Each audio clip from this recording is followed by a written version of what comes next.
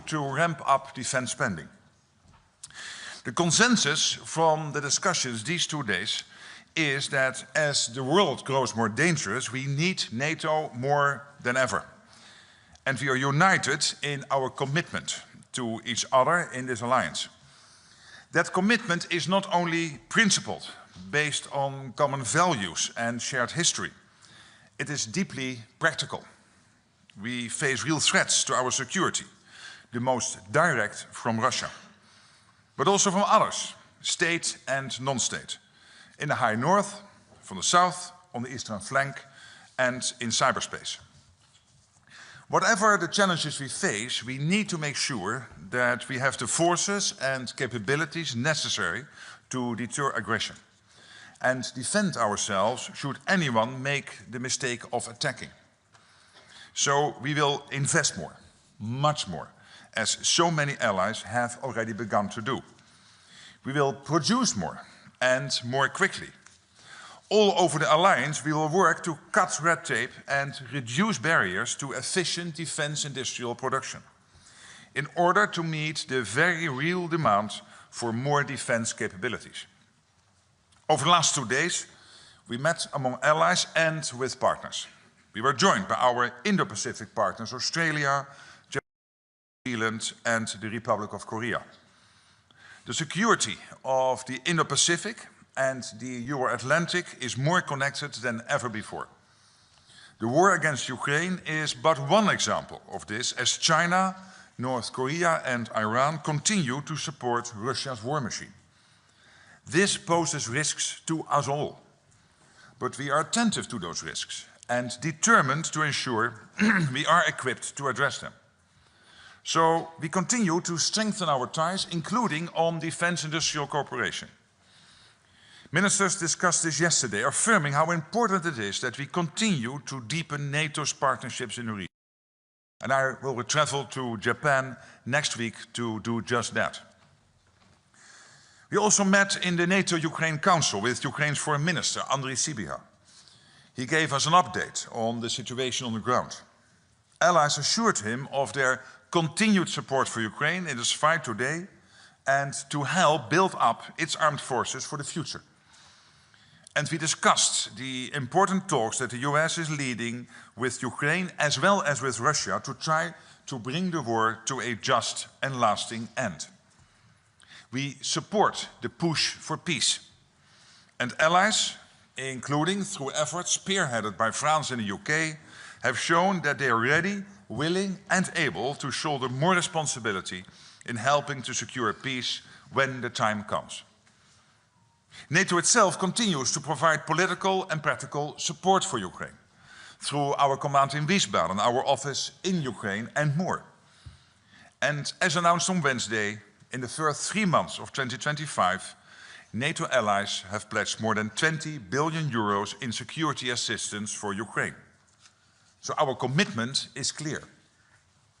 We were also joined last night and again this morning by the EU High Representative for Foreign Affairs and Security Policy, Kaja Kallas. And we discussed how we can work together to boost defense spending and ramp up defense production. Kaja Kallas briefed allies on the White Paper for European Defense Readiness 2030. The transatlantic relationship remains the cornerstone of European security and of global stability. And the inclusion of non-EU allies will remain essential. But we should build on this unique opportunity to strengthen NATO-EU cooperation even further. We all stand to gain by working together. And finally, as some of you may know, today is NATO's anniversary. 76 years ago, 12 countries came together to sign the treaty that created this alliance. Through the years working together, allies have delivered security through strength. From all I heard during the last 2 days, we are well on track to continue delivering well into the future. And with that, I'm ready to take your questions. All right, let's start with BBC. Thank you, Secretary General Jonathan Beale, BBC. First of all, I know tariffs isn't NATO's bailiwick, but it is something that's come up at the meeting. China's just announced it's introducing retaliatory tariffs against the US after their imposition of tariffs. A lot of allies are worried about it. You want allies to spend more on defense. I mean, it is not helpful, is it, that the Trump administration has done this? And are you worried that it will impact countries' ability to spend money? And then just secondly, on Ukraine, a lot of allies are worried that Russia's dragging its feet. Some allies think that there should be a deadline for President Putin to show that he is serious about ending the war in Ukraine.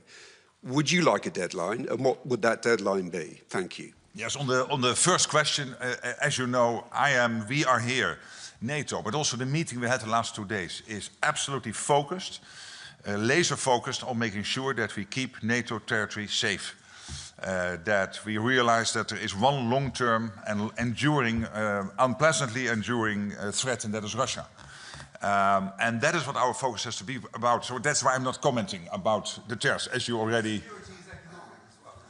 Yes, you're right, and that refers to Article 2 of the Washington Treaty. But even then, we have seen in the past that you will have discussions between members of the alliance on other issues than defense, which will not immediately impact the capability and the ability of allies to deliver on the common defense and security. So I think these two are really separate, and we should keep them separate and should not get them to interfere in our discussions. And on the second question, I mean, as I said yesterday, the American administration, President Trump, they broke the deadlocks. They started the discussions.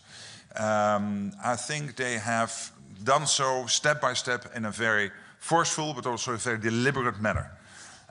And that means that obviously now the ball is in the Russian court, so we have to see what happens. But I do not want to interfere in those talks by having my comments from Brussels to which they then have to react. So we'll see how this will develop. So far, I must say, I'm really impressed how the Americans are conducting those talks, and also about the fact that they keep the Europeans and Ukraine obviously, because they are very much involved, it is their country, but also the European allies very much updated of what they are doing and what is happening.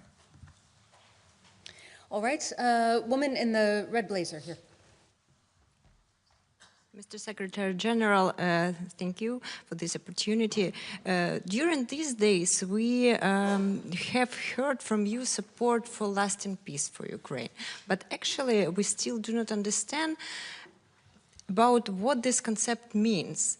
In your view, how does NATO see the peace for Ukraine, and who should ensure it, and how? Well, obviously there is no peace in Ukraine yet. That is exactly the problem. And the Americans are trying to get peace in Ukraine in a way that it is fair, that it is enduring. And the shortest answer to your question is that Putin will never ever try again to get 1 square kilometer or 1 square mile of Ukraine in the future. That he knows that there is a deterrence and a defense by which Ukraine can never be attacked in the future. When you look at NATO and more generally allies, what we are doing is providing Ukraine what they need to stay in the fight, and that is an enormous amount of defense support into Ukraine, defense equipment, including ammunition. We have the Czech initiative, we have on ammunition, we have the Danish and Lithuanian initiative on developing even inside Ukraine their own defense industrial base, and they still have a lot of capacity left, which with the right investment can be used and made available for both Ukraine but also for allies, maybe to even buy into that defense industrial base in the future. So these are very positive developments, but also direct deliveries of Panzer howitzers, of ammunition, of tanks, of air defense systems into Ukraine. So that's one. Second is that, of course, with Ukraine, and we know that the French and the Brits will take an initiative here, but NATO is, of course, also involved. We can help to build up the Ukrainian forces. We just opened in Poland, JTEC, which is a center where we will capture all the lessons learned in Ukraine. We have the command in Wiesbaden, which is very much involved in all the training activities when it comes to making sure that the Ukrainian army is in the future capable to defend itself, but also when it comes to making sure that all the defense industrial deliveries are done in such a way that they can be of maximum use to Ukraine. And we have the pledge, the 20 billion now over the first 3 months rolling in of euros. So all of this is what we are doing to make sure Ukraine can stay in the fight, and if ever there is a peace deal, that they can stay safe in the future. And there is the French and British initiative to build an extra layer of support post the peace deal. But unfortunately, there is not yet a peace deal. There's not even a ceasefire. And the Americans are working day and night to get that going. All right, Thomas, the third row blue blazer.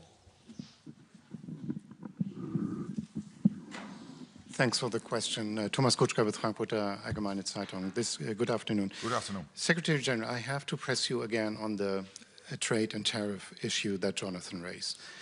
This evidently is not a minor trade dispute between the US and its allies. It's something that has been called in this very building by participating foreign ministers a full-fledged trade war against them by their most important ally.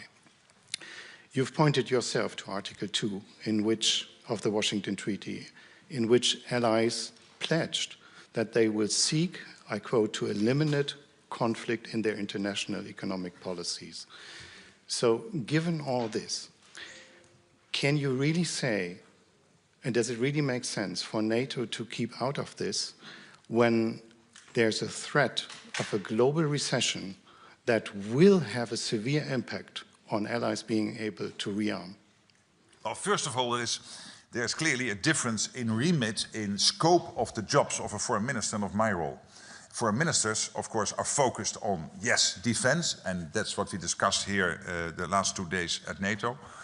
But they are also, of course, very much focused on the broader international relations, bilateral and multilateral, of their respective countries. And that's why it is totally acceptable and logical that they comment on these tariffs. For my role is deeply focusing on the defense of NATO territory. And that is why I'm not commenting on other things than directly related to the defense of NATO, the Euro-Atlantic. And of course, when it comes to the Indo-Pacific, pointing to the fact that these theaters get more intertwined and interconnected. When it comes to Article 2, I don't think this is in breach of Article 2. No, I don't think so. We have seen in the past many examples of differences of view, of fights over tariffs. This has happened before without that being in violation of Article 2. All right, the man in the center with the blue tie, second row. Thank you. Beautiful tie. Are there any future plans to include new members to NATO from the Middle East and North Africa, Pacific? Is it possible to cooperate in the establishment of military industries with the important countries in the Middle East, such as Egypt and Morocco? Thank you.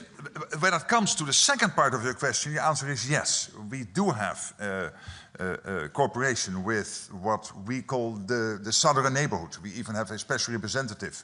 I, as Secretary General, have a special representative for the southern neighborhood, and we work closely together, for example, with Egypt, but also with Mauritania, Tunisia, Jordan, and other countries. And that is very much focused on how can we help for them to develop their defense system, their security apparatus, etc., like they are doing in Iraq through the NATO mission in Iraq on the request of Iraq. That doesn't mean that we will enlarge NATO and skip the N and the A in the abbreviation, the North Atlantic, and make it into a sort of watered-down general treaty organization. It will stay very much focused on the North Atlantic and on the Euro-Atlantic area. That's the 32 allies we have, and you can join if you are part of that geography. But again, with the South, we have close cooperation. We have it with the Indo-Pacific, Japan and Korea and Australia and New Zealand. We have it also in other parts of the world, and that is really important. We learn from them. We can also develop our defense industrial base together. It's something I will discuss next week in Japan, very high on the agenda. So there are many opportunities there. Thank you. All right, fourth row woman in the center. I know I'm challenging our men with the mics.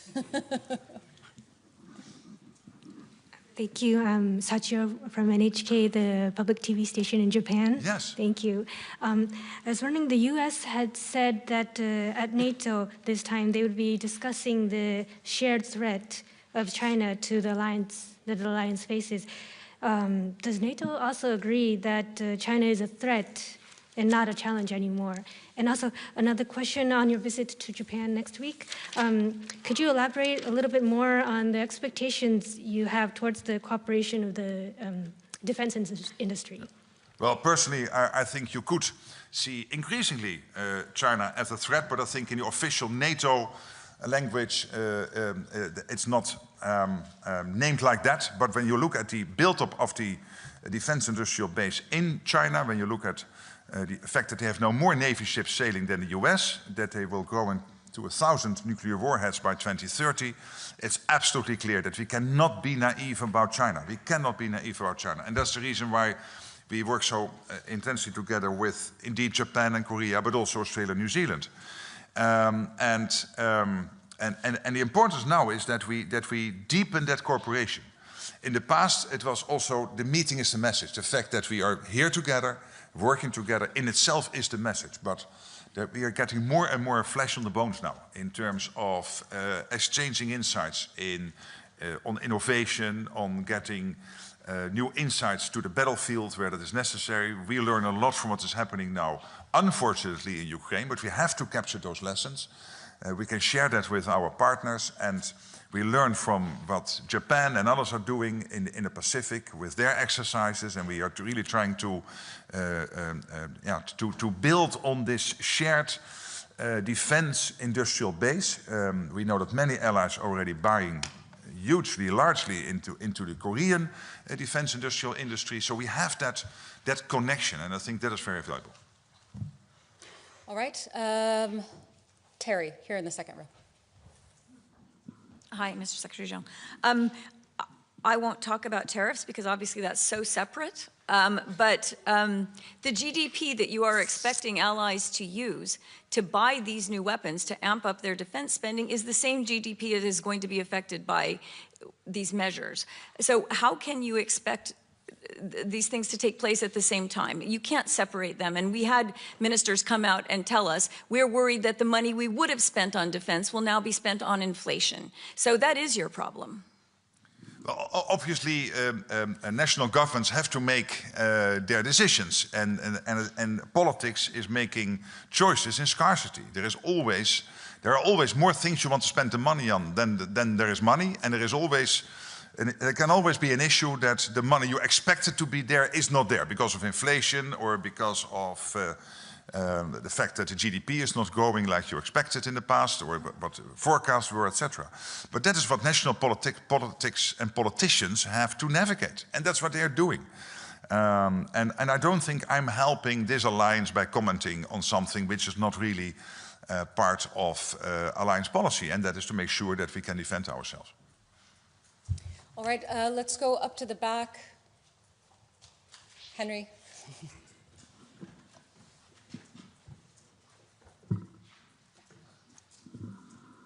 It's actually Josh Riop from the New Yorker. Josh, no hi. problem. Hi. You mentioned that you were impressed by how the United States is conducting negotiations with Russia. I wanted to ask about a discrepancy between the position that you and others at NATO have voiced and that in which Trump and his officials have given regarding those negotiations. You, other NATO officials on background these days, have said you don't see Russia as engaging credibly, honestly, genuinely with the negotiation process, not being honest as a partner in those negotiations. Also, regardless even of what happens in Ukraine, Russia continues to be the most significant long-term security threat to NATO and the US. Trump, his lead negotiator Witkoff, have said statements suggesting the exact opposite, that Russia, Putin himself, are interested in peace, engaging genuinely and credibly in the negotiation process, and also that they do not see Russia as a long-term security threat, but rather potentially a partner in all sorts of productive and fruitful deals to be done. Can you acknowledge this discrepancy between your position and that of the Trump administration, and what does it suggest for the future of NATO cohesion?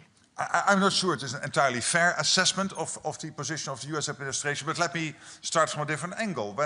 When President Trump came in, the war was not developing in the right direction. We saw the front line moving from the east to the west, and we want the front line to move from the west to the east. It wasn't. The Russians were very slowly, and against a lot of people dying or getting seriously wounded on their side, and by the way also the Ukrainian side, but they were making very slow progress. And we know that many people have died or are seriously injured because of this war. We know that some cities have been destroyed. The whole infrastructures have been destroyed. So for President Trump coming in to say, I want to do the utmost to bring this war to a just and lasting end, I think is commendable. And that's what I'm saying. And they're working tirelessly to do that. For NATO, it's clear. For the whole of NATO, Russia is the long-term threat. Even if this war will come to an end. Let's not be naive about Russia. Nobody is naive about Russia. But when it comes to ending the war, I think it is important that the Americans are trying this, working closely with the Ukrainians, informing and updating constantly the Europeans, the French and the Brits, coming up with very practical suggestions on the next steps if we would get to a ceasefire or peace deal. And I think this is exactly how the alliance should function, working together, trying to get things done, making sure, and acknowledging that this is not only a European conflict, but with China and North Korea and Iran being involved here, supporting Russia's war effort, its onslaught on Ukraine, that it is really a global issue. And that in the end, there is as I said before, there is an audience of one watching all of this. It's the first secretary of the Communist Party of China, Xi Jinping. And he wants to know at the end who comes out on top. Is it the West or is it Russia? And if it is Russia, it will give him thoughts about what he could do in his region, because he also has some territorial claims which he might want then to entertain. All right, we'll stay in that part of the room. Let's see, we've got the gentleman who I can't see behind the cameras, but I did see your hand earlier. Gray jacket. Yeah, Rob Harris from the Sydney Morning Herald. Just back on China, we've seen reports in the past few weeks that basically Russia wouldn't be able to continue the war against Ukraine without China's help, not lethal aid, but with goods on the battlefield. What is your message to China in regards to its continual cooperation? And secondly, if I can indulge you on a personal matter, families of the victims of MH17 have pressed for an admission and an apology regarding MH17 as part of any peace deal, and I was wondering if you can offer a view on that. Well, on the first question, when it comes to China, let's be totally clear about this. We know that they help and support the Russia's war effort through sanction circumvention, through delivery of dual-use goods. So they are an integral part of the war effort. And now North Korea, sending its soldiers to Europe to fight the war here. We know that the Russians are repaying them not only with money but also with technology, which in the end is also posing a threat to the United States and to the whole of NATO territory and to the Indo-Pacific. Iran involved, very much involved, and getting money from the Russians by which they then can stir up even more trouble in the Middle East, as the Iranians love to do directly and through their proxies in Lebanon, and through their proxies in Gaza and Lebanon. So this is really a global issue. Let's not forget that. And when it comes to MH17, this is very close to my heart and many in my country and in Australia, because, as you know, Australia was the second hardest hit country, with many people dying in MH17 in that terrible disaster on the 17th of July 2014, 196 from my country. And that means that I'm now not in the national government, but this is clearly a position the Dutch government has always stated, and I have no reason to think that has changed. All right, second row in the back. Thank you. Sabine Siebold with Reuters. SecGen, you said Russia is still seen as a threat to the alliance, but NATO in its 2022 strategic concept actually stated that Russia is the greatest threat to the alliance's security. Does NATO, including the United States, still stand united behind this assessment? Absolutely, and it was reconfirmed in Washington in 2024. All right, just behind, Olena. Olena Abramovich, Radio Free Europe, Ukrainian Service and Current Time TV. Thank you for the floor. Secretary General, you mentioned many times these days about 20 billion in 3 months, but some of those pledges are actually for 3 years. Are you still sure that Ukraine will get in 2025 the support which is not less than in 2024? And one more thing, we've heard a lot last year you saying that Ukraine should be at the negotiation table at the strongest possible position. I haven't heard this last couple of days. Has your position changed regarding that? Thank you. No, let me reconfirm that. They have to be in the strongest possible position. That is why the pledge is so important. Yes, the pledge does not mean always that all that money is immediately spent. For example, some of that money, take the fact that Norway, I think it's up to 8 billion euros has now pledged to Ukraine, and a large part of that money will be used, as far as I understand, but we should check that maybe together after we end this presser, but I think a certain extent of that money is being pledged to invest in the defense industrial base in Ukraine. So that means that you will not only always immediately have from that money the translation into practical defense equipment, but that is also the case for previous pledges. So you will now see coming in what comes out of the previous pledges in terms of some unavoidable delays. But what I'm hearing also from our Polish colleagues and other colleagues who are basically working on the logistics, getting everything into Ukraine, is that the amount of shipments into Ukraine is still very big and necessary, because we want you to be indeed in the best possible position. All right, the man here in the second row. Yeah. Sergei Sidorenko, Ukraine, European Pravda. SecGen, I'd like to ask you about Ukrainian participation in the forthcoming summit. How do you see that? Do you expect Ukrainian president to be invited to the council? Or, so would it be council held? Maybe it was discussed, maybe you have heard from Minister Sibiga his position, and of course what Ukraine could expect, even on these early stages. Thank you. We have not yet decided on the exact choreography of the summit, so that's for later. All right, the woman in the second row. Hi, Secretary General Antonetta from Politico.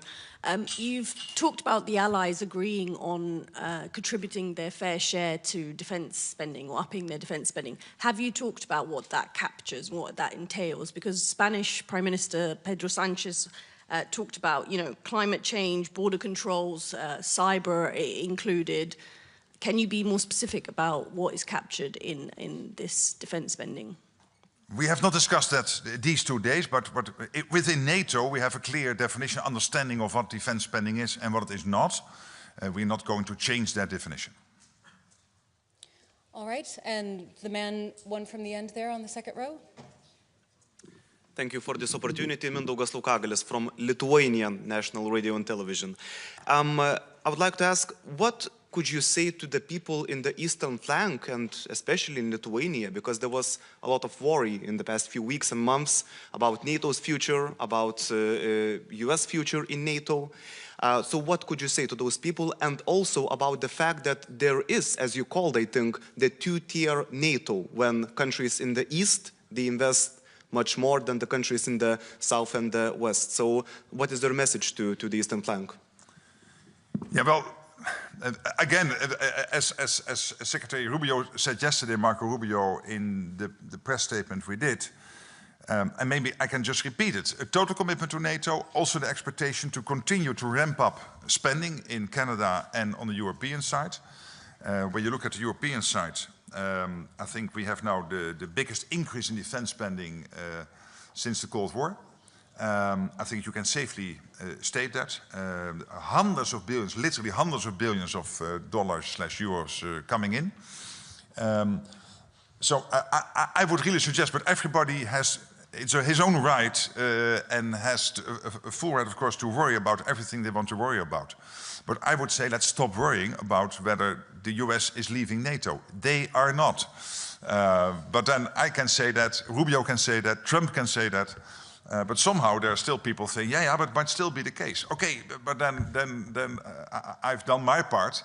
And I would say, let's bring down the blood pressure. There are so many other issues to worry about. How we get Ukraine durable peace. How we spend the money in Europe in a way that we really ramp up our collective defense and deterrence in conjunction with Canada and the US. These are the issues we have to work on. And that's exactly what we are doing. And this whole concept of a two-tier NATO, yes, when it comes to spending, it's true that when you look at the 3 Baltic countries and Poland, you are now close to over 4%, some even close to 5%, so a lot is happening there. But in most cases, 2 tiers is meant in a different way. And that is to make the distinction between the older member, the older allies, and the newer ones. And I hate that distinction, because as I consistently say, we are all on the eastern flank. The difference between Vilnius and Rome, and Vilnius and The Hague, Vilnius, London or Washington, now Washington is a bit farther away, but when you take the European capitals, is 10 minutes. That's the difference these latest Russian missiles will take to reach you. So that's the difference. So we are all on the eastern flank. I live on the eastern flank in Brussels, The Hague. All right, we have a few questions in the 4th row. We'll start right in the center, the man with the glasses. Many of you have glasses, I'll come back. Thank you for the floor. Andres Molikov, a representative of an exiled media in Russian language. Secretary General, there have been some talks during the negotiations between the US and Russia on Ukrainian membership in NATO. Can you reaffirm that the alliance still stands by the Ukrainian membership? Can you still confirm that it's irreversible and it's not up to negotiation? That's it. We decided in Washington that the path of Ukraine into NATO is irreversible. We are building the bridge by everything we're doing with Ukraine, getting Ukraine as interoperable as possible with NATO. But it was never promised to Ukraine that NATO membership would be part of a peace deal. I mean, that is also true.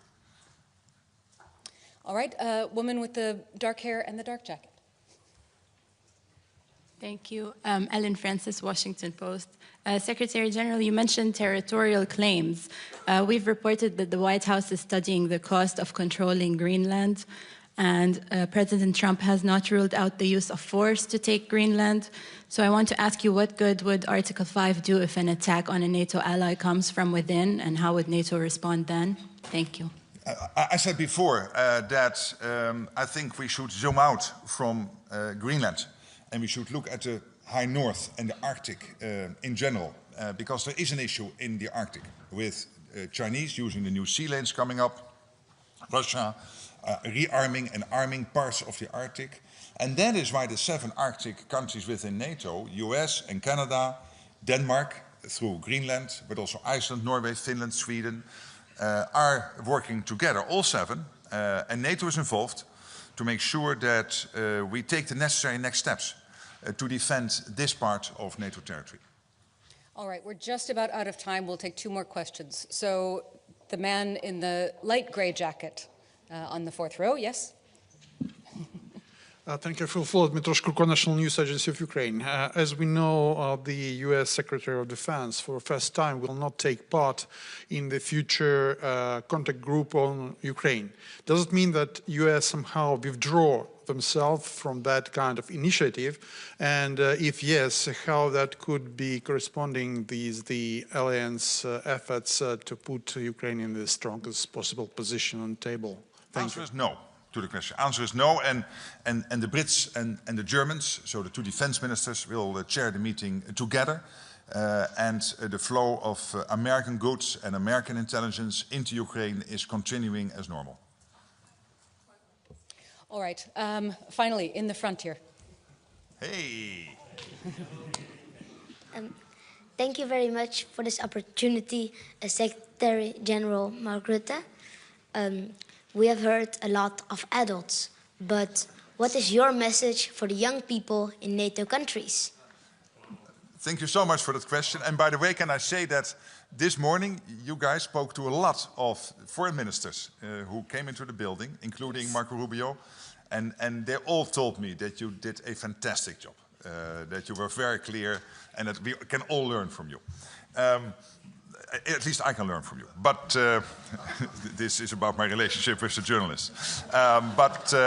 On your question, what I want for you is to grow up in this part of the world knowing we are safe. And we are safe because we have prepared for war. We have prepared for the worst. We are a defensive alliance. We don't want to attack anyone, but we have prepared to the max to make sure that no one will ever try to attack us. Because they know then we will really, our reaction will be devastating. And that is what I want. And that is why we have to spend more, maybe you will decide, or you will decide when you grow up to join the military and help to defend, I think you're from the Netherlands, yes. To defend our country, and other children might think, in 10, 15 years to defend their country. And if not, that you live a safe life and that you know that you are well protected. Thank you so much. Thank you, everyone. Have a good day.